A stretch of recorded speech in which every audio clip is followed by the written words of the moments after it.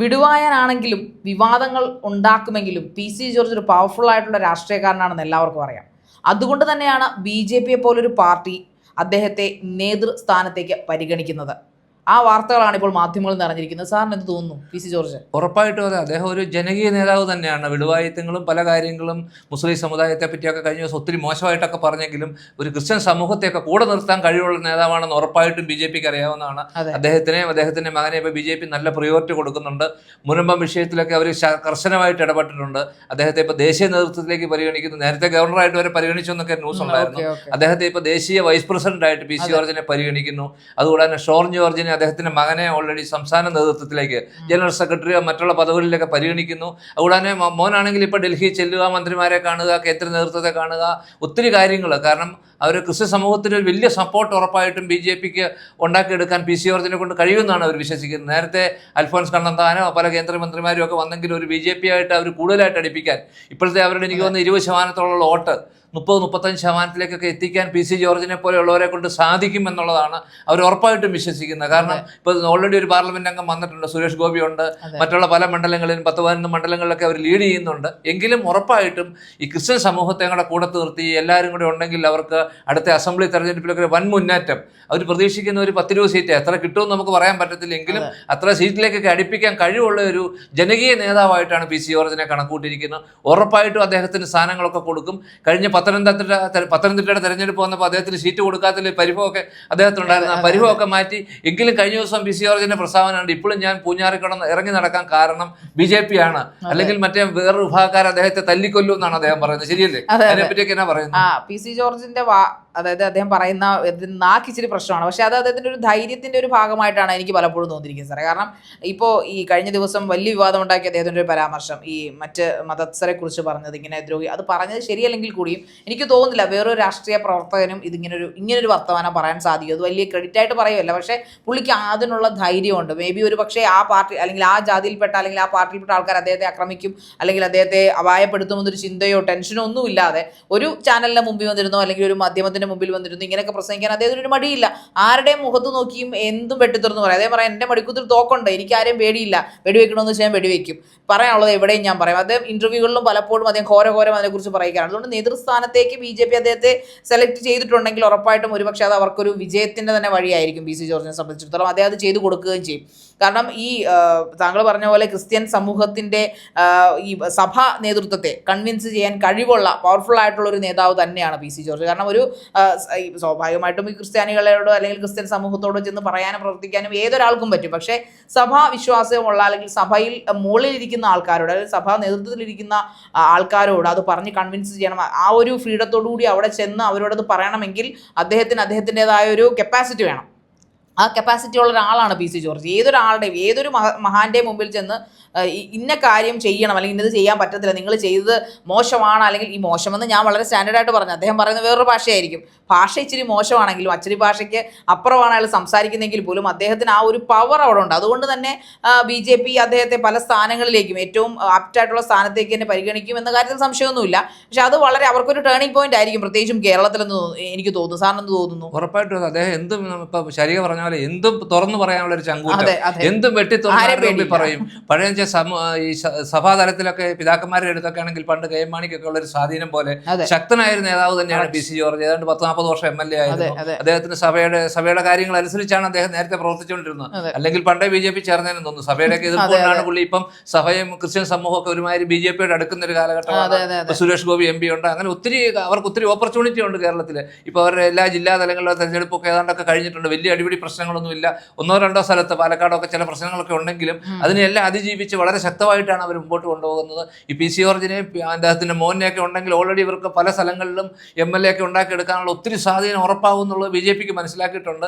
അതനുസരിച്ച് അവർ നല്ല രീതിയിൽ അംഗീകാരങ്ങളൊക്കെ അവർക്ക് കൊടുത്ത് അവരെ കൂടത്ത് നിർത്തും. പക്ഷേ ഏത് സമയത്തും പടക്കം പൊട്ടിക്കുന്ന ഒരു സ്വഭാവം പുള്ളിക്കുണ്ടെന്ന് മാത്രമേ നമുക്ക് അതിനെപ്പറ്റി പറയാനുള്ളൂ. അതെ, അത് കറക്റ്റാണ് സാറ് പറഞ്ഞത്. കാരണം ഈ എന്താണ് പി സി ജോർജ് പറയുന്നതെന്ന് ഒരു പിടിയും ഉണ്ടാവത്തില്ല.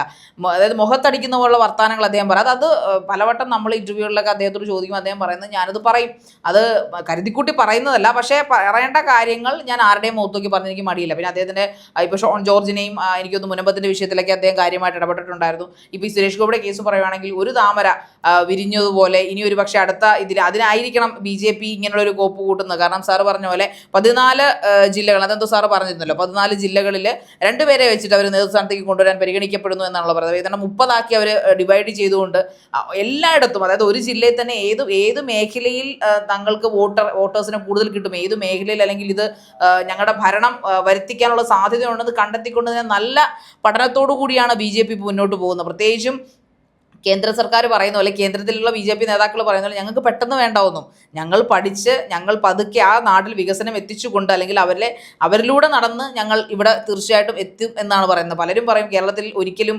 താമര വിരിയില്ല, പക്ഷേ എനിക്കൊന്ന് PC ജോർജിനെ പോലുള്ള ആൾക്കാരൊക്കെ കയറി കഴിഞ്ഞാൽ ഉറപ്പായിട്ടും താമര വിരിയാനുള്ള എല്ലാ സാധ്യത. ഇപ്പം ഒരു സുരേഷ് ഗോപിക്ക് പോലെ ഒരു 10 സുരേഷ് ഗോപി വരാൻ സാധ്യതയുണ്ട്. PC ജോർജൊക്കെ നിന്ന് വിജയിച്ച് അല്ലെങ്കിൽ ആ നേതൃത്വത്തിലേക്ക് വന്ന് ഒരു സ്ഥാനത്ത് നിന്ന് വിജയിക്കുകയാണെങ്കിൽ ചരിത്രം തന്നെ മറിയും എന്ന് തോന്നുന്നു സാറ്? കേരളത്തിലേക്ക് സാറ് പ്രതീക്ഷിക്കുന്നുണ്ടോ BJP-യെ? ഉറപ്പായിട്ടും BJP പ്രതീക്ഷിക്കുന്നുണ്ട്. ഇപ്പോൾ ഓൾറെഡി ക്രിസ്ത്യൻ സമൂഹമൊക്കെ ഓൾറെഡി BJP ആയിട്ട് ഒത്തിരി അടുത്തിട്ടുണ്ട്. അവർ ഓൾറെഡി ഡൽഹിയിലാണെങ്കിൽ തന്നെ നരേന്ദ്രമോദി അവരുടെ പരിപാടി പങ്കെടുത്തു, ബിഷപ്പ്മാരുടെ പരിപാടി പങ്കെടുത്തു, നമ്മുടെ കർദിനാൾ പോയപ്പോൾ പരിപാടി പങ്കെടുത്തു. അങ്ങനെ ഒത്തിരി മോദിജിയുടെ ഭരണം കൊണ്ടൊക്കെ എനിക്ക് തോന്നുന്നു ഒത്തിരി അവർക്ക് ഇത് BJP ആയിട്ട് ഒത്തിരി അടുക്കുന്നുണ്ട്. അവർക്ക് യാതൊരു പ്രശ്നങ്ങളില്ല. പണ്ടൊക്കെ ധരിച്ചേക്കുന്ന BJP-യുടെ ഒരു ഭരണം വന്നാൽ ഞങ്ങൾക്ക് ഇവിടെ ജീവിക്കാൻ പറ്റത്തില്ല, ക്രിസ്ത്യൻസിന് പറ്റത്തില്ല, മുസ്ലിം പറ്റത്തില്ല. ഇപ്പം എല്ലാ സമൂഹത്തിനും എനിക്കൊന്ന് ലോകരാജ്യങ്ങളുടെ തന്നെ നല്ലൊരു കൂടി ഭരിക്കുന്നുണ്ട്. അവർക്ക് വലിയ പ്രശ്നങ്ങളില്ല എന്നൊരു തോന്നൽ വന്നുകൊണ്ട് PC ജോർജിനെ പോലെയുള്ള നേതാക്കൾ കൂടുതലായിട്ട് പാർട്ടിയിലേക്ക് കടന്നു വരും. ഇപ്പോൾ പത്മജ വേണുഗോപാൽ വന്നിട്ടുണ്ട്. അവരൊന്നും വലിയ എഫക്ട് ചെയ്തില്ലെങ്കിലും ഭാവിയിൽ അടുത്ത അസംബ്ലി വരുമ്പോഴത്തേക്കും ഇതൊക്കെ കുറേയൊക്കെ എഫക്ട് തൃശ്ശൂരോ പല സ്ഥലങ്ങളിലൊക്കെ അവർക്ക് ജയസാധ്യതയോ പല സ്ഥലങ്ങളിലും ഉറപ്പായിട്ടും വരും. ഇതെങ്ങനെ യോജിച്ച് കൊണ്ടുപോകും? ഇനിയിപ്പോൾ ഒന്നാമതാണെങ്കിൽ പുതിയൊരു സംസ്ഥാന നേതൃത്വങ്ങൾ വരുന്നുണ്ട്. അതാരാണെന്ന് നമുക്കറിയത്തില്ല. പുതിയ നേതൃത്വമായിട്ട് ഇനി ശോഭാ സുരേന്ദ്രനാണോ മുരളീധരനാണോ ശക്തനായ ഒരു സംസ്ഥാന പ്രസിഡന്റും ഒക്കെ വന്ന് ഇവരുടെ എല്ലാം കൂടെ ഒരു സപ്പോർട്ട് ഉണ്ടെങ്കിൽ BJP ഒരു നല്ല ഇത് പ്രതീക്ഷയ്ക്ക് ഒത്ത് വളരുവാണെങ്കിൽ കുറേ സീറ്റുകളൊക്കെ പിടിച്ച് കേരളത്തിലെ പ്രതിപക്ഷ രംഗത്തേക്കൊക്കെ അവർ വരും ഉറപ്പായിട്ടും. പിന്നെ കോൺഗ്രസിൽ ഒരു ഭരണം കൂടെയൊക്കെ കോൺഗ്രസിന് കിട്ടിയില്ല. കോൺഗ്രസിൽ നിന്നുള്ള ഒഴിഞ്ഞുപോക്ക് UDF അടുത്ത പ്രാവശ്യം ഉറപ്പായിട്ട് ഭരണം പ്രതീക്ഷിച്ചാണ് ഇരിക്കുന്നത് 100%. ഏതെങ്കിലും തരത്തിൽ ഒരു ഇടതുപക്ഷ ഭരണമാണെങ്കിൽ കോൺഗ്രസിൽ നിന്നൊക്കെ ഒത്തിരി ആൾക്കാർ BJP-യിലേക്ക് മാറുന്ന ഒരു സാഹചര്യം. കോൺഗ്രസിന് ഭരണമില്ലാതെ, കോൺഗ്രസിനോ ഇപ്പൊ മുസ്ലിം ലീഗിനോ അവർക്ക് അങ്ങനെ ഭരണമില്ലാതെ പിടിച്ചു വെക്കാൻ പറ്റാത്ത ഒരു പാർട്ടികളാണ്. ഉറപ്പായിട്ടും അടുത്ത ഭരണമോ ഇടതുപക്ഷത്തിനോ അങ്ങനെയൊക്കെ സാഹചര്യം വന്നാൽ ഇവിടുത്തെ UDF ഒക്കെ ചെതറിപ്പോവും. ആ ചെതറുന്നൊക്കെ BJP-യിലേക്കായിരിക്കും മുഴുവൻ പോകുന്നത്. എല്ലാ വോട്ടുകളും BJP-യിലേക്കായിരിക്കും വരുന്നുള്ള കാര്യത്തിൽ സംശയമില്ല. അങ്ങനെ PC ജോർജിനെ പോലെയുള്ള ഒരു ഭാവിയിൽ BJP-ക്ക് അവരെ ഉറപ്പിച്ച് നിർത്തിയാൽ മുതൽക്കൂട്ടാണെന്ന കാര്യത്തിലൊന്നും നമുക്ക് സംശയമില്ല. അതെ, അത്ര കാലിബറുള്ള ഒരു നേതാവ് തന്നെയാണ്. നല്ല ധൈര്യശാലി. അതാണ്, മുഖം നോക്കാതെ നടപടിയെടുക്കാനും ഒരുപക്ഷെ മുഖം നോക്കാതെ സംസാരിക്കാനും. അദ്ദേഹത്തിന് ഒരു സ്ഥാനം കിട്ടിക്കഴിയുമ്പോൾ കുറേ വർഷങ്ങൾ MLA ആയിട്ടിരുന്നൊരു മനുഷ്യനാണ്. അദ്ദേഹം ഒരുപാട് വികസന പ്രവർത്തനങ്ങൾ കൊണ്ടുവന്നിട്ടുണ്ട്. അതോടൊപ്പം തന്നെ അദ്ദേഹത്തെ പോലൊരാൾ ആണ് BJP-യെ പോലുള്ള ഒരു ശക്തമായ പാർട്ടിയിൽ വന്നു കഴിഞ്ഞാൽ ഉറപ്പായിട്ടും ആ പാർട്ടിയും അദ്ദേഹത്തിന്റെ ഒരു വ്യക്തിത്വവും ആ പാർട്ടിയുടെ ഒരു സ്വാധീനവും കൊണ്ട് തന്നെ നല്ല വികസന പദ്ധതികൾ കേരളത്തിൽ ഉണ്ടാവും. അതോടുകൂടി തന്നെ പലരുടെയും ഒരു തെറ്റായ വിശ്വാസമുണ്ട് BJP ഒരിക്കലും ഇവിടെ ഭരണത്തിൽ വരില്ല. പക്ഷേ പോകെ ഈ പറയുന്ന പോലെ UDF-ൽ താങ്കൾ പറഞ്ഞ പോലെ ഈ ഒത്തൊരുമയില്ലായ്മയും സ്ഥാനത്തിന് തമ്മിലുള്ള തമ്മിത്തല്ലും വഴക്കും മറുകണ്ഠം ചാട്ടവും എല്ലാം തന്നെ UDF-നെ വല്ലാതെ ഉലയ്ക്കുന്നുണ്ട്. ഇപ്പോഴും അതിനൊരു മാറ്റവും ഇല്ല. ജനങ്ങളുടെ മുമ്പിൽ കിടന്ന് ഇപ്പോഴും അവർ അതിനുവേണ്ടി തന്നെയാണ് അടിയിട്ടുകൊണ്ടിരിക്കുക. അതുകൊണ്ട് നിർഭാഗ്യവശാൽ എങ്ങാനും LDF-ലേക്ക് അടുത്ത വർഷം അല്ലെങ്കിൽ അടുത്ത ഇലക്ഷൻ കാലത്ത് കേരളം ചെരിയുകയാണെങ്കിൽ അല്ലെങ്കിൽ സൈഡിലേക്ക് ചാഞ്ഞു പോയാൽ ഈ പറയുന്ന സാറ് പറയുന്ന സംഭവം സംഭവിക്കും. കാരണം UDF-ൽ നിന്ന് മിക്ക നേതാക്കന്മാരും BJP-യിലേക്ക് ചേക്കേറും. UDF ഒരുപക്ഷെ കാലാഹരണപ്പെട്ടു പോകാനും സാധ്യതയുണ്ട്. അതിന് പകരം ഒരുപക്ഷെ CPM BJP എന്ന ആ ഒരു ലെവലിലേക്കായിരിക്കും ഒരു കേരളത്തിൽ കാര്യങ്ങൾ മറിയുക. എന്തായാലും താമര വിരിയട്ടെ എന്ന് നമുക്ക് ചിന്തിക്കാം. കാരണം വികസനം, അത് ഏത് താമരയായാലും അല്ലെങ്കിൽ വെള്ളയായാലും ചുവപ്പായാലും ജനങ്ങൾക്ക് വേണ്ടത് വികസനമാണ്. തൊഴിലില്ലായ്മ അല്ലെങ്കിൽ ദാരിദ്ര്യ നിർമ്മാർജ്ജനം, ഇതൊക്കെയാണ് നമുക്ക് വേണ്ടത്. റോഡുകളുടെ സുസ്ഥിരത വികസനങ്ങൾ, രാജ്യത്തിൻ്റെ സുസ്ഥിര വികസനം, സംസ്ഥാനത്തിൻ്റെ വികസനം. കടമില്ലാത്തൊരു സംസ്ഥാന സർക്കാരാണ് കേരള ജനതയുടെ സ്വപ്നം. പെൻഷൻ മുടക്കിക്കാത്ത ഒരു സംസ്ഥാന സർക്കാർ. അപ്പോൾ എന്തായാലും BJP ഇവിടെ ഭരണത്തിൽ വന്നാൽ ഒരു പക്ഷേ അതൊക്കെ ചിലപ്പോൾ സാധ്യമാകുമായിരിക്കും. കാരണം അവർ പല സംസ്ഥാനങ്ങളിലും, ഗുജറാത്ത് പോലെയുള്ള പല സംസ്ഥാനങ്ങളിലും അവർ പാടെ മാറ്റി പാശ്ചാത്യ ലെവലിലുള്ള ഒരു സെറ്റപ്പിലേക്ക് എത്തിച്ചിരിക്കുന്നു. അതുകൊണ്ട് PC ജോർജിനെ പോലുള്ള വളരെ കരുത്തുറ്റ സാരഥികളെ തന്നെയാവും അവർ നോട്ടമിട്ടിട്ടുണ്ടാവുക. എന്തായാലും നമുക്ക് കാത്തിരുന്ന് കാണാം.